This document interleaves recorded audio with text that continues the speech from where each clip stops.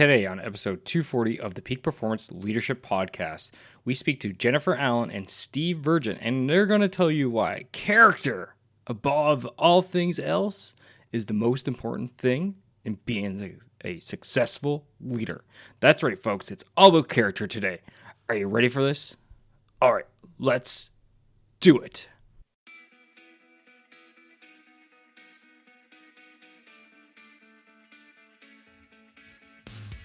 Welcome one, welcome all to the Peak Performance Leadership Podcast, a weekly podcast series dedicated to helping you hit peak performance across the three domains of leadership. Those being leading yourself, leading your team, and leading your organization.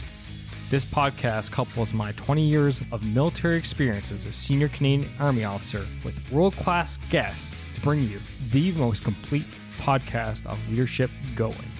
And for more, feel free to check out our website at movingforwardleadership.com. And with that, let's get to the show.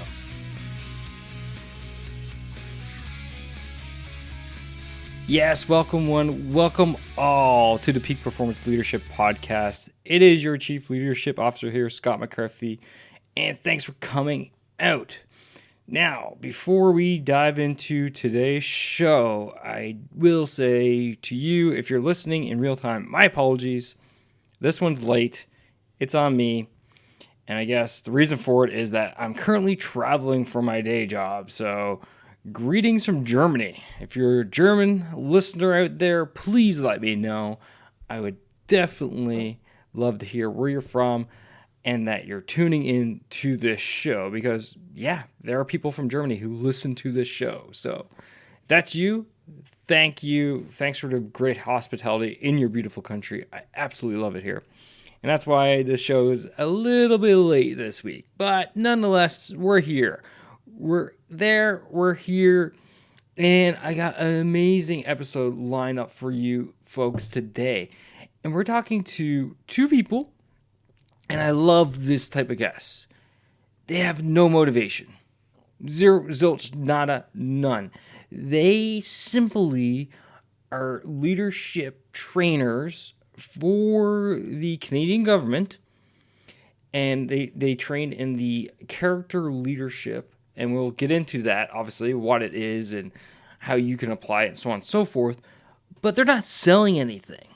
That's the beauty. I love talking to people who are simply just passionate, like myself, about this topic and helping people become better leaders. This is why this show exists, to help you become a better leader. And that's why Jen and Steve both do what they do. It is awesome. And today we get into talking about character leadership. And, we get into exactly what character leadership is, how we can define it, how we actually use, the traits and aspects of character leadership. Okay. Also get into what it's not. All right. We get into the different character leadership model aspects and how crucial self-awareness is in this type of leadership model. We also talk about how you can explore temperance and transcendence, which are two aspects of leadership which even I realize we don't talk about much. And then finally, we talk about, and here's where the money is, ladies and gentlemen, how you can train in the areas where you're struggling as a leader. Okay? So, if you're listening to this show, I would highly encourage you to hit pause and go to lead.boss/240. And what you're going to find there is the model itself, a photo of the model so that you can actually kind of go along. Now, obviously, if you're running or walking or driving, this might not be the safest time to do so. So, okay, come back to that. But if you're not, if you're kind of just sitting there, go to lead.boss/240. And there you'll see the model in its whole entirety, all right? And you'll be able to follow along much better, okay? The model's there for you. But before we dive in, I will just briefly let you know a bit about our guest today. Jennifer Allen, she started off in the private sector, but she joined the Canadian Public Service in 2007 and worked across multiple departments before joining the CRA in 2017. She's been focusing on inclusive design, process improvement, change management, but now she's the assistant director for character leadership development within the Canadian Revenue Agency. She's got a bachelor's degree, and she's just so passionate about this topic.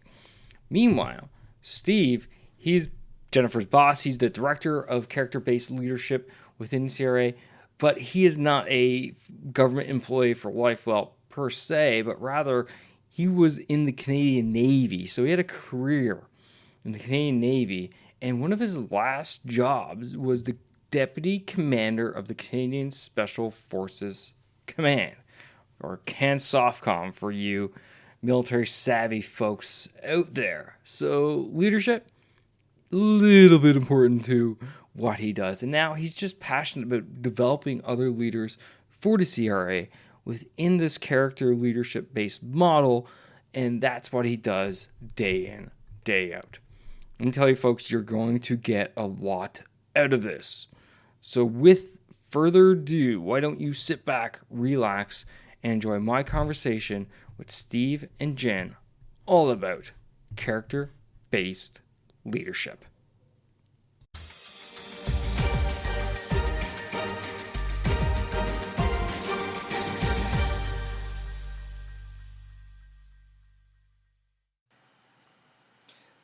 Jen, Steve, welcome to the show. It's so great to have you both here today.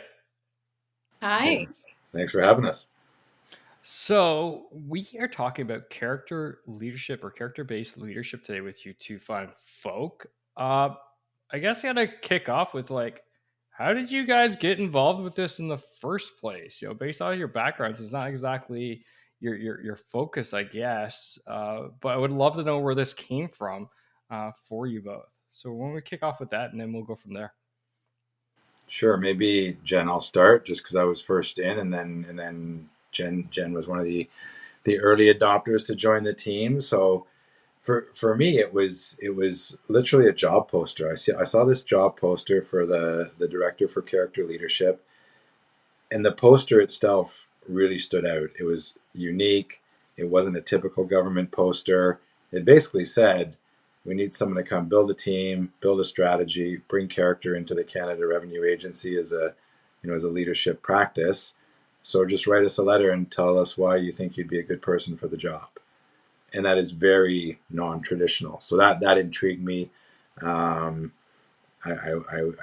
next thing you know, I'm in the job, and then next thing you know, I've got this really unique opportunity in the work life to build a team and do something really interesting with respect to leadership.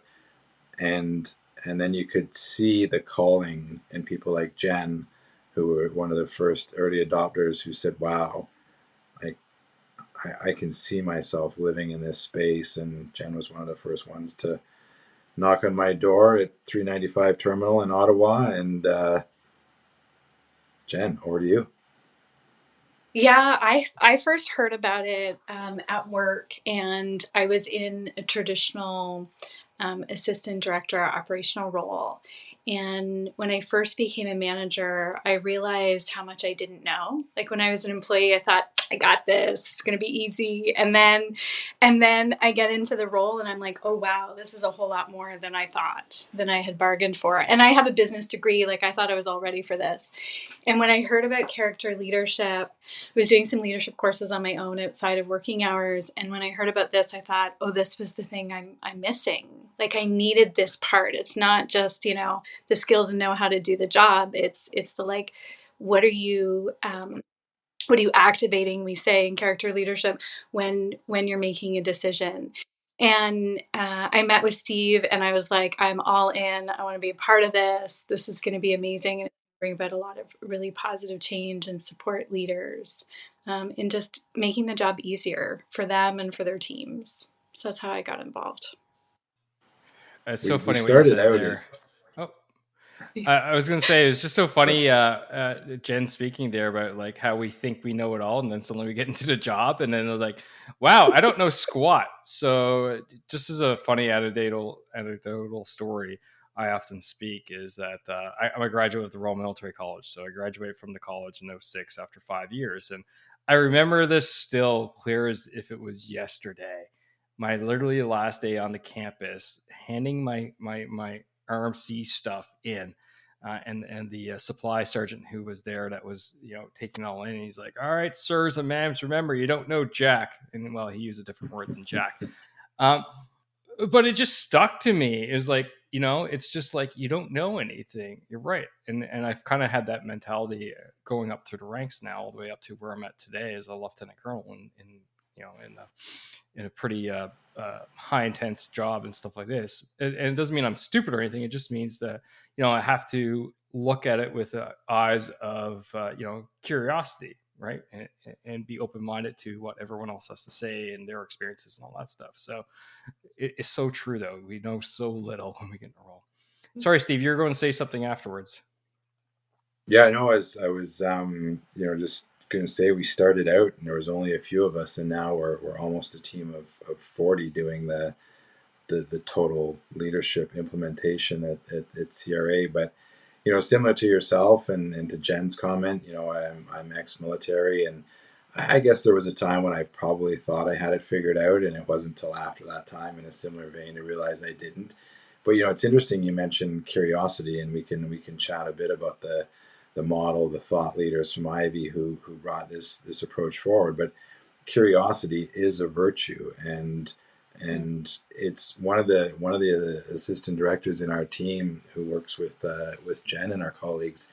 She was attending a leadership series the other day, and one of the people speaking was the chief strategy officer for the Cleveland Browns, and I'm a Cleveland Browns football fan. She knew that, so she sent me the poster for this leadership podcast or leadership presentation she was attending. But then I was chatting with her yesterday, and she said one of his sort of values was relentless curiosity, and that was one of the big things that he pitched. And but yeah, I mean, curiosity, it's fundamental. We can't get stale. Mm-hmm. No, it's awesome. Now, so when we talk about character of leadership, like, I guess for the listener out there, like, what exactly are we talking about here? What does that mean, character? Because we hear about all kinds of different leadership styles, and servant leaders and transformational leaders and this leader and that leader, and the listener out there must be like, oh, my head's going to explode. Now we're talking about yet another style of leadership. But I would love to know exactly what is character leadership out there for the listener, so that they can grasp it, and then we can carry on the conversation. Let me see if I can do it justice in like 60 seconds, and then another 60 seconds for Jen, and take 10 years of research and put it out there real quick. So it's certainly not a style. I mean, there are leadership styles. You're a professional military officer. Jen's a professional HR practitioner. There's different approaches, and I agree with you. There's leadership became an industry 10, 15 years ago. There's sound bites on leadership. It's everywhere. And I think what's really appealing about the character approach is it is certainly, in my view, the deepest, richest approach to leadership that I've ever seen. I don't think it's not to indict any other forms or approaches to leadership, but it's 10 years of deep research, and it's got philosophical roots, anthropology, philosophy. It started back in 2008, where people were often blaming failures of strategic failures on failures of competence, and you can include in there Enron and all kinds of other, the financial crisis. And these researchers, Dr. Crossan, Dr. Seitz, Gantz, and others at Ivy, said no, it's character. So they did a 10-year research model, came up with an approach. And the biggest thing I'd say, the biggest takeaway, and I'll pass to Jen, is that the character model is comprised of virtues, values, and traits. And the biggest thing is that they're virtuous, which means we all possess them. So everything that you would see in this model, if you were to look it up, because it's virtuous in nature, it could be you, Scott, Jen, me, the CEO, the kid working at the drive-through, we all possess these virtuous traits like curiosity. The question is, are we activating them and using them towards judgment and decision making in our everyday approach to leadership? Jen. And when I was nodding my head, although I realize the viewers can't or listeners can't see that, it's really been the other piece I would add to that is that it can all be developed. So we might have particular areas of strength and potential areas of excess on the wheel, and we'll have areas where we need development, and it is possible to develop all of the different elements and dimensions of character. I consider myself, a practitioner of character for a long time now. I teach it to thousands of people in the agency. And what I see day in and day out, and I'll never forget the first time I started doing the presentations on character leadership, and team leaders and managers and executives kind of having aha moments and saying, I knew this stuff was important. I just didn't have a way to express it or the language to do it or this model to sort of go back to and be able to look through. And I find it an incredibly practical tool and has 100% made me a better leader today than I was before I started practicing character leadership and really putting attention on the areas that I needed to develop. And in that, like, the center of the wheel is judgment. And so making better judgments, it positively impacts my performance, my team's performance, and the organization's performance. So in the day to day, I think it's a really powerful tool as leaders. And I just haven't seen, like, I studied business and kept up with leadership stuff. I haven't seen another model or description that is as fulsome as this one. I'm about to, I don't know, maybe shock you, but here at the podcast, I talk about my 3 domains of leadership. And those are leading Okay. yourself, leading your team, and leading your organization. Those are the 3 domains of leadership that I focus on, and that you just literally said that basically when you talk about judgment, making better decisions for yourself, your team, and the organization. So there we go. No, I'm not patting myself on the back. It's just a little linkage there. But let's dive into this model, because you got me interested. You mentioned judgments in the middle, and I'm seriously, like, I have my own models, and this isn't about me here. My own thoughts, of course, right? Being a leadership a thinker or whatever. I refuse to call myself a guru because I just don't like that word. But anyway, a leadership expert podcaster. I have my own thoughts and my own things, obviously. And you mentioned middle of the model, judgment, and I was like, yes, okay, there's linkage there for sure. What else is in that model? So you mentioned earlier, Steve, about virtues, values, and traits. So I'm picturing kind of like a wheel type thing, something on exterior, something in interior. Can you explain it so that the listener can kind of visualize it, and then what's in there as virtues, values, and traits that we should be talking about as leaders?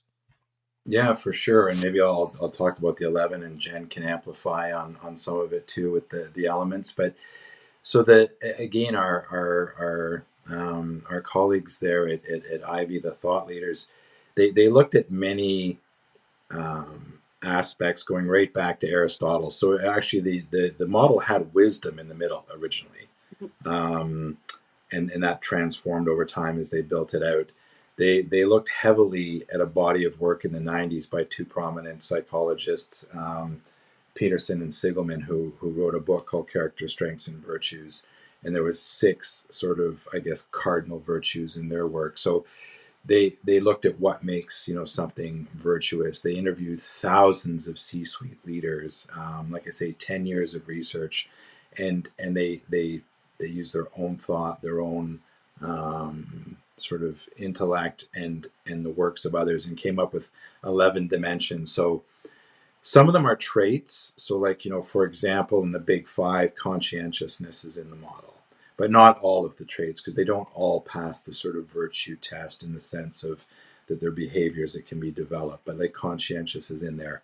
What it's not they're not innate traits. So we don't have introversion, extroversion. They're not traits that are inherent to who you are when you're born, so to speak. And that goes back to Jen's comment. They can all be developed, which is, I think, one of the most important things. And in fact, our strategy is all about developing character. I mean, we hire on it and a whole bunch of other things, but so we have this amalgam, I guess, is the term we use, and we've got humanity, humility, accountability, courage, drive, temperance, transcendence, 11 of them, and then within each there are elements that are virtuous, that support it, and they're observable behaviors in people that we can see, judgments in the middle, and they're all interconnected. And one of the common examples that we use, to be a little bit of a simplification, but we have lots of drive, or there's people, leaders who have lots of drive. So, but if you use like the race car analogy, do you know when to put on the brakes? And we've heard so much, if in anybody in the leadership business, burning out teams, leaving trails of burnt out people behind you. So do you have the judgment when to drive, when to put the pedal on, but then when to take your foot off? But it gets a lot more complicated than that, or more complex when you look at the integration and interconnectedness of humility and courage. And one of the really neat things is, and this is one of the places where their work really sets it apart, and Jen mentioned this, because it's any virtue in excess becomes a vice. And maybe I'll just pass back to Jen to talk about that relationship, because to me that's the most important thing in here, is virtues turn to vice. And that's what we see if we read the papers sometimes. Yeah, can I just jump in for Yeah. a second And there? So the last part there, the virtues turning to a vice. So I actually recently personally had a event, and I recorded a podcast episode on it, my last solo one, where I went, upon reflection, one of my virtues, humility, was actually turned into a vice, and I got slammed in my face upon reflection. I screwed up. I made a mistake, owning it. But as I reflected on why that mistake occurred and stuff, I realized one of the aspects was um, being a humble person, interacting with someone who don't know me, don't realize I'm a humble person, and they just see my rank first and not necessarily the person who I am. And that actually turned against me in this situation, and that that occurred. So it's just to amplify what you just said. Is like, yeah, our virtues can turn devices, can you can't go too far with them and become negative. So I really like that point. So Jen, mhm. over to you. Yeah, I think it's one of the brilliant parts of the model. And it was the piece when I was looking at, I was developing myself as a leader. It was the missing piece that had major aha moments when I first started looking at the model. And so when I did, I started looking back on decisions that I had made, or decisions that maybe I hadn't gone as I had planned, and what had been at play. And so I'll give you an example of a real life situation for me. So one of my areas of strength is humanity on the wheel. So empathetic, compassionate with my teams. But it can, because it's a strength, it can also be an area of excess. And so, just a little bit about me. I'm divorced. I have two children, and it was tough. It was tough, and so we are managing, people who have real life experiences. And so one of my team members ended up getting divorced, and she was in the process of separating with young children, and I had an incredible amount of empathy for her situation. But then what started to happen is she wasn't, she was late for work, and it was becoming a regular habit, or would call in, an hour after her day was supposed to start and say, I'm not coming in today. And so I initially didn't respond. I just was like, oh, I get it. It's, such a tough situation. But the reality is I wasn't holding her accountable either. And so that excess of humanity and compassion for the situation, there are also lots of processes that we're supposed to follow as leaders. If somebody's coming in late and, calling in sick often, or not coming in. And it actually took another assistant director to ask me, like, what's going on, before I had enough awareness as to what I was doing. And it wasn't until I saw the character leadership model that I could truly understand how, like, I never thought, what's a bad thing of having so much humanity, right? But it also has to be balanced with accountability as a leader. For my employee to have accountability, I can have empathy, but I also need to have it in balance. And that's what I really find different about this particular model, is that it helps you keep things in balance as leaders. And another, that's one example, but for many leaders during the pandemic, that balance between getting things done and our teams going through this incredible, constant changes to the restrictions and what to do and how that impacted family life. That was really hard, but we still had jobs to do, and our team still had jobs to do. So that ability to balance between getting the work done and caring for our staff is something that I think all leaders have really been tested through the pandemic. And it's just that ability to do that, and it's comes down to our judgment in those situations. It ain't easy. Like, it ain't easy. That's It why ain't I boil everything you just said down to those, 3 words. It ain't easy. But leadership, it's tough. You got to know the Mhm. balance, and I really enjoyed your example and how you linked it to yourself, right? Because I can see that. Like, I have a lot of leeway with my team because we live on very short notice. The team I am in charge of right now, we literally could deploy, tonight and be gone. So, for example, I sent one of my guys away on a task that was supposed to be 10 days long. It turned into 40, and that's just how we live, right? So I give my team a lot of leeway because I don't know. I might have to walk in tomorrow and say, "Hey, I need you to go." Okay, when? Thursday. What's today? Tuesday. How long am I going for? I don't know. Okay. And then guess what? I actually had that conversation.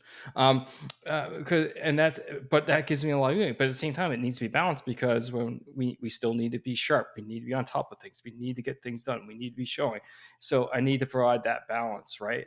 It's so hard. So I really enjoyed your example because that's a real life example, right?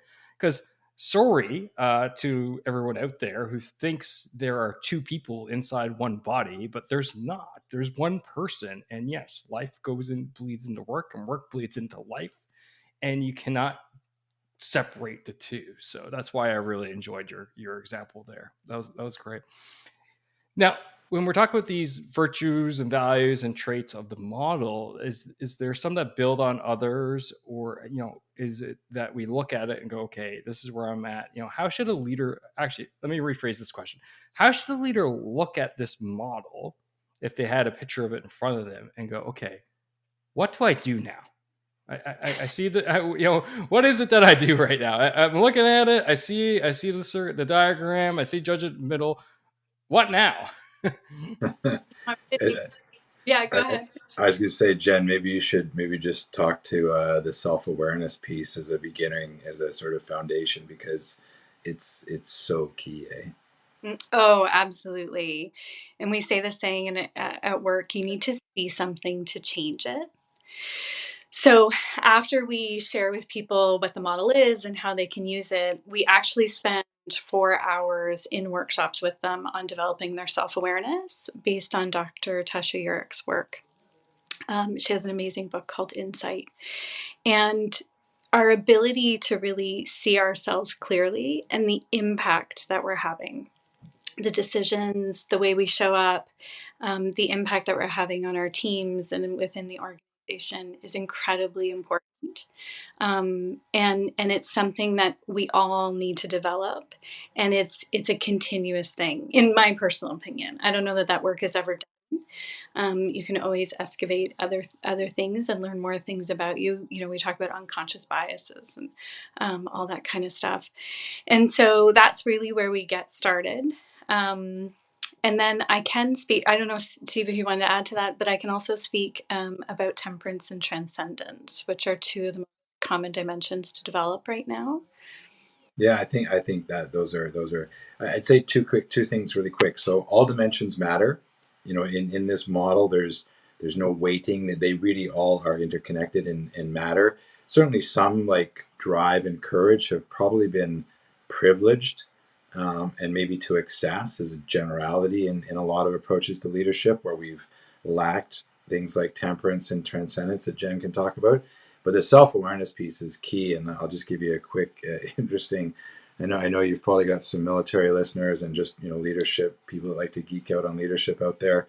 I was in the Navy when I was in the forces, and at one point I was the captain of a ship. And years later, my daughter joined the Navy and ended up serving on the same ship that I had been captain of. And there were still some people on the ship from when I was the skipper there. And she told me one night at a Sunday barbecue that she said that the troops, the NCMs on the ship really liked me, respected me as their CO, and the officers feared me and were really intimidated by me. And I was like, no way. I'm a nice guy. Like, I like to joke around. I used to smoke and drink coffee with everybody. And she's like, no, Dad, you scared the you know what out of them. And I'm like, that's not me. And but these are those, like, as Jen said, you have to see it to change it. And I look at it, now in this work that we do, especially Jen and I and our team, we work this 24/7, and you really start to look at who you are as a leader through the lens of these dimensions, and it's just humbling in its own sort of right. But then you can do something Yeah. about it. Now we've got that language, as Jen said. But yeah, maybe just a minute or two on transcendence and temperance there, Yeah, Jen, because those are so important. if I could jump in for a quick second there about that story, because and then we'll drive back to Jen. I had something very similar happen to me. I had the exact same type of thing. So, in that, I get very passionate about my work and my team and stuff like this, and I get really amped up and excited and stuff like this.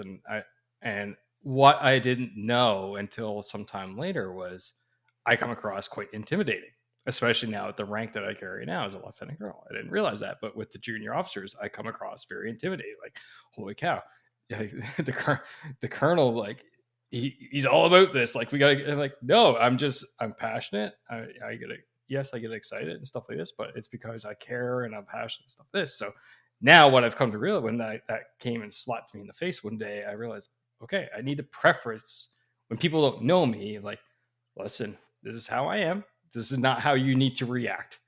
This is, and then I'll start talking about whatever it is, the subject we're talking about. But at least then, that self-awareness bit comes to play. Like, okay, I didn't realize that's how people saw me. So kind of like you. So I really like Yeah. that. Jen, over to you for about transcendence and such. Yeah, so we do we have people do this self-evaluation on character leadership called the character leader insight assessment. And then we gather all of those results and we put them into a spreadsheet. And what we've been finding over the last couple of years, at least in our organization, is that temperance and transcendence, those two dimensions, are the two most common to develop. They're also not words we use very often in our day-to-day life, so I'll explain what they mean. So temperance is really our ability to regulate our nervous systems and remain calm and prudent in order to make decisions. Super important, right? Because if you're hangry or sleep deprived, being able to make the best decisions possible become a little bit harder. Transcendence is about being able to see the way through something. So lots of people over the last few years have felt really stuck and like, is this ever going to end? And how are things going to change? And all that kind of stuff.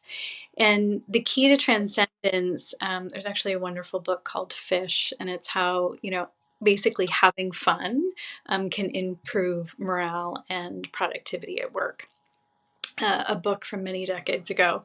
And so transcendence is about being appreciative and optimistic and future orientated. Um, I really like Simon Sinek's book on this one around playing the infinite game, around leadership in the infinite game, relates to transcendence as well. So that's really been tested for everybody, like whether they hold a leadership role or not, is this ability to remain calm through this level of change. And I'm sure, like for your military listeners, that would be a part of your training, is that ability to remain calm in all sorts of different situations, and then to be able to see the way through them. Yeah, you're so right. We definitely don't use those words, especially not in those contexts. So, uh, temperance is something I definitely do discuss from time to time here at the show. The ability to um, remain calm, or I often talk about when I was on pre-deployment training to Afghanistan, and we're doing incident management training, as you kind of basically alluded to, our training. Um, the instructor talked about a condor moment, i.e., taking a moment and just Mm, relaxing and taking our breath type thing, and then getting your head squared on, and okay, what do we need to do, what's the next steps, 3 steps out, who needs to be informed, et cetera, et cetera, et cetera. So I'll talk a bit about that on the show, and a few other guests have also talked about taking a moment, and as well, actually, it's good linkage here is that I also run a mastermind community, and in there, each month we go through each of the domains. So leading yourself, this has been this past month, and the theme has been leader self care. So we've actually focused in on mindfulness, meditation, physical fitness, and health, and all those types of things. So this past month, and just to help with that temperance, to temper, be able to control your emotions, keep your emotions check, understand why you're feeling the way you feel, and all those things. And lots of great feedback from the gang in there. We've had some amazing conversations. Transcendence, the ability to see through something. I think that's honestly, if of all the different virtues and such that we've talked about so far, to me as a leader, I feel like that one's crucial, because we need to be able to have our team see through it, right? As we went through the pandemic, we need to be able to get our team to visualize us getting through it to the other side, anything. And I tell a story about a CEO from Barrie, Ontario, and he was a printing shop CEO. So 2008 economic crash, orders 100% dried up, everything was gone. And this is how he did transcendence. He walked in and he said, "All right, gang, and it was a small company, about 50 people, I believe." And he was telling me, he said, "I brought them all together. I said, we have no revenue right now.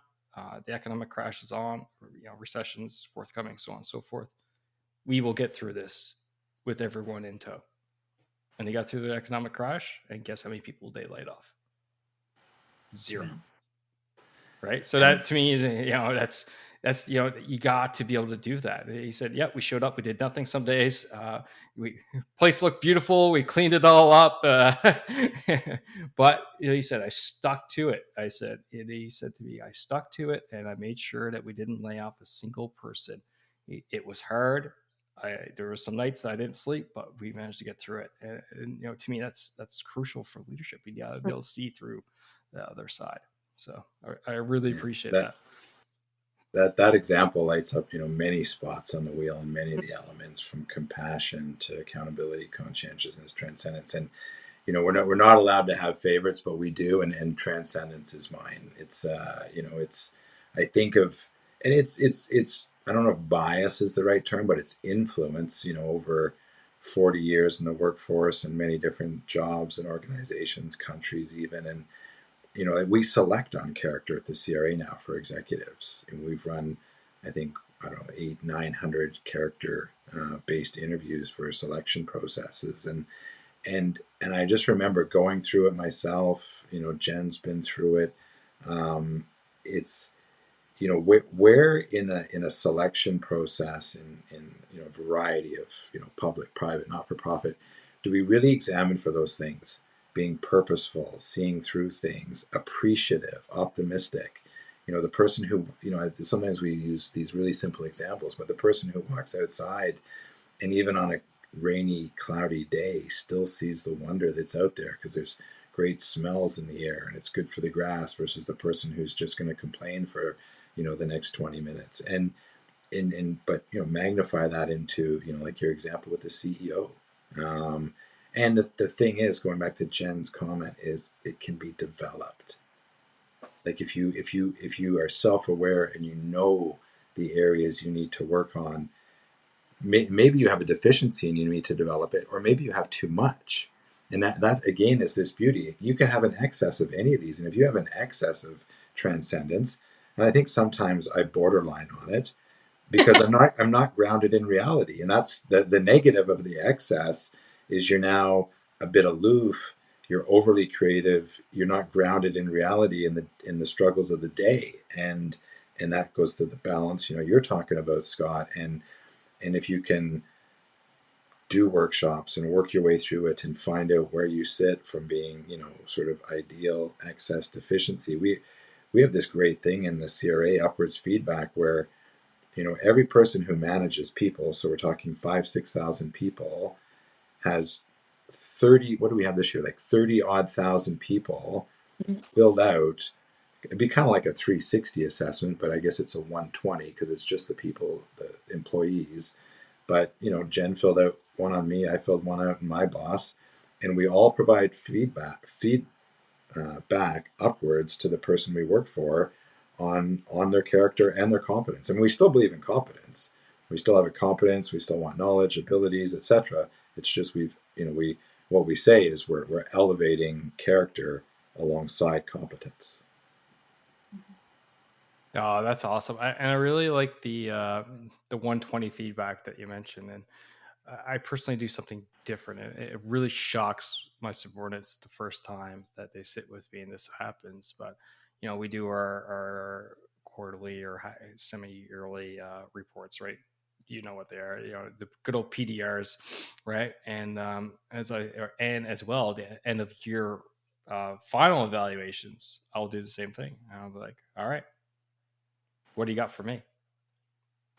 And the first time that someone sits with me and I ask that question for them, they're like, excuse me. Right? I'm like, no, seriously, where am I being successful? But most importantly, where am I failing you? And and people get taken back because they don't expect their supervisor to ask them that question. But you got to check ego at the door, because at the end of the day, it's not about you. It's about how you support your team and stuff like this. So Yeah, I should be really like mandatory. that. It should be. It should be for sure. And in the military, we're going a lot more of that route, from my understanding. So character is becoming more and more a part of our evaluation criteria, especially for general off and flag officers and so on and so forth. They are looking at 360. So when I did my master's program through the military, JCSP, we had to do a 360 program. And and I threw it out there. I had just finished being a squadron commander of 200, and I sent my replacement an email saying, this is what's going on. I don't care who signs up. Anyone can have at it. Yes, I know there's some people who don't like me, and yes, they are more than willing to sign up to fill out this form, because I don't know what I don't know, and there's only one way I will find it out. So, but it came back relatively good, which I was appreciative. At the same time, there's some areas where I'm like, okay. So now for the leader out there, they've looked at the model, they've done some self-awareness, some self-reflection. Like, okay, I'm good here. I'm maybe a little bit overzealous here, and I am definitely deficient there. And you kind of talked about it, Steve, a couple times, of like, okay, this could be developed. We can improve this. How might one go about now improving these areas of, getting balance so that they're not, left leaning, right leaning, but more center with their character virtues and such. Jen is the black belt of developing character. I often say Jen is far too cool to be a public servant.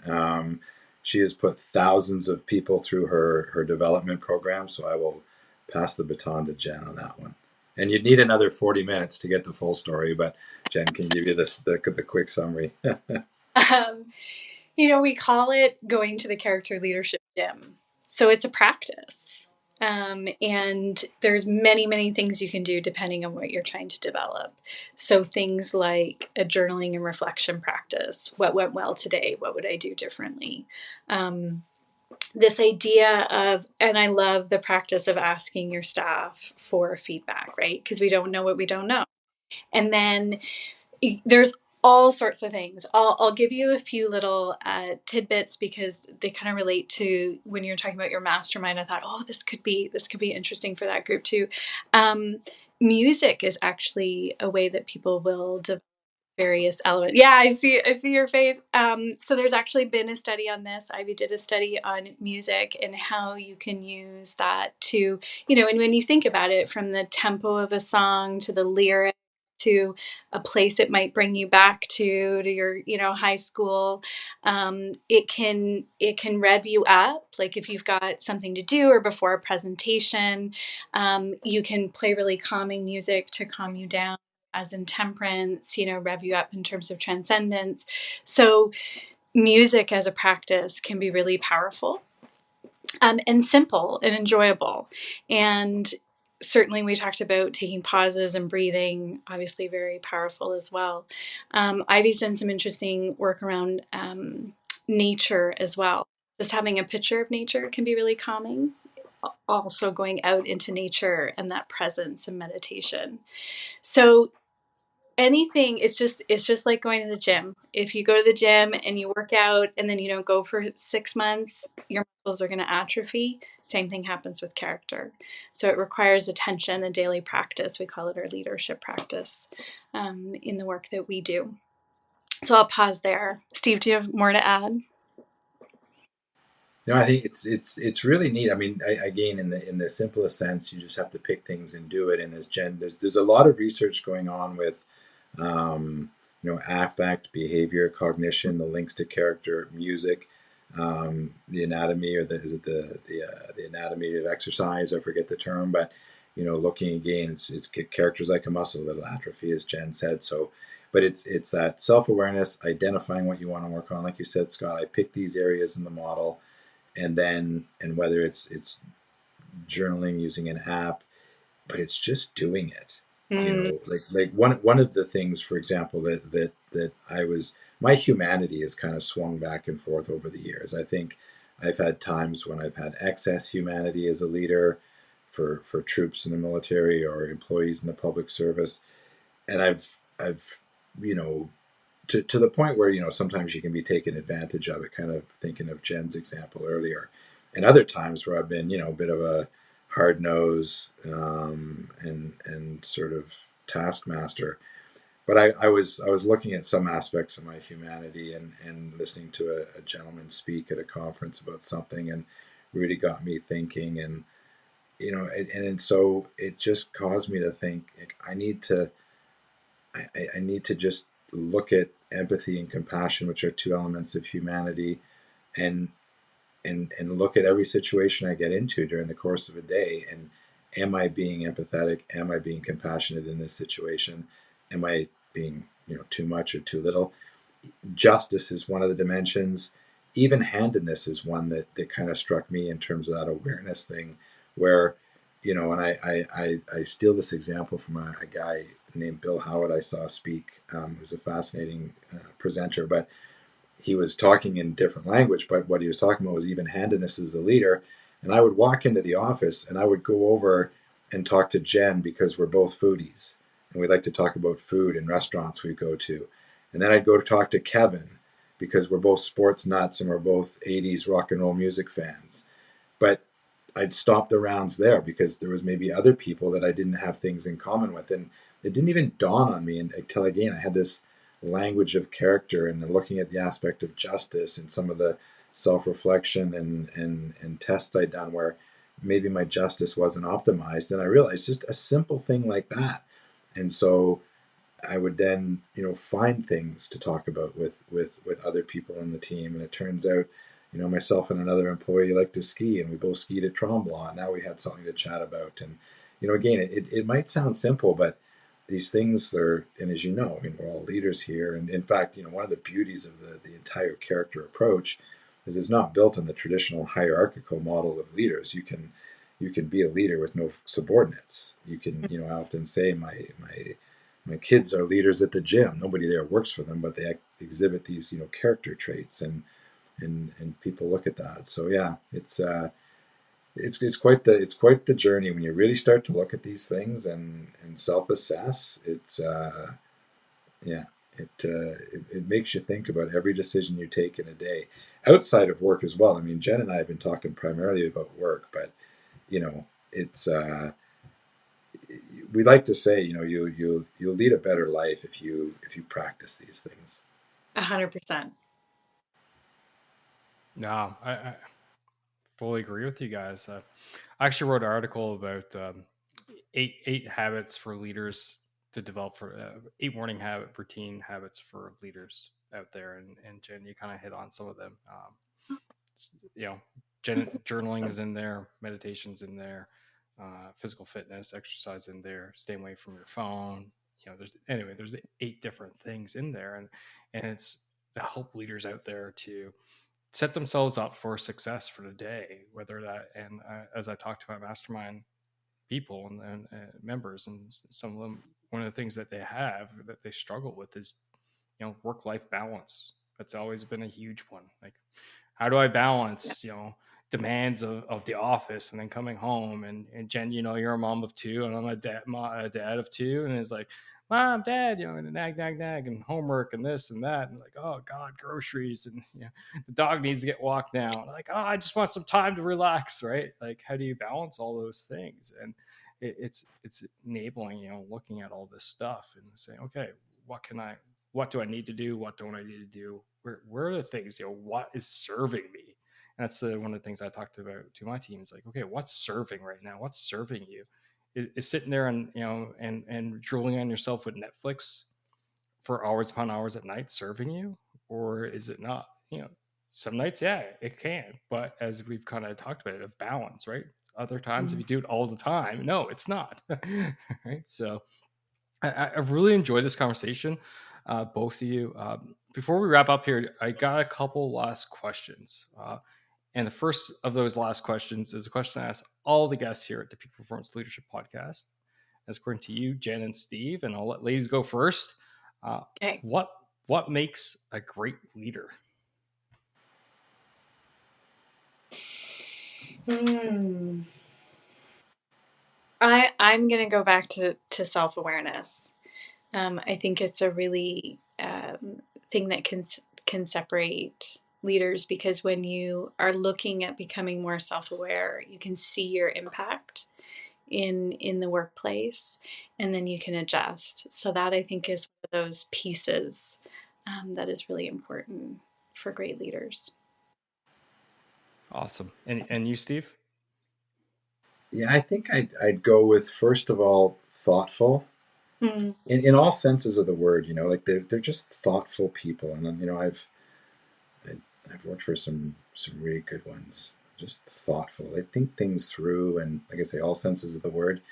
I think the other side is, for me, they inspire, and it doesn't and that don't equate that to being charismatic at all, but they just inspire you to want to do good, good things. And like Jen is thoughtful and Jen inspires me. Again, it's not hierarchical, right? It's not only people I've worked for. I've learned just as much about leadership in the last 4 years working with Jen, as I'm sure she's learned from me. I've probably learned more from her. Love it. And the final question of the show: I know both of you are public servants. You're not coaches or authors or anything like that. But still, if there's anything you would like to plug right now, feel free to have at it. This time is for you.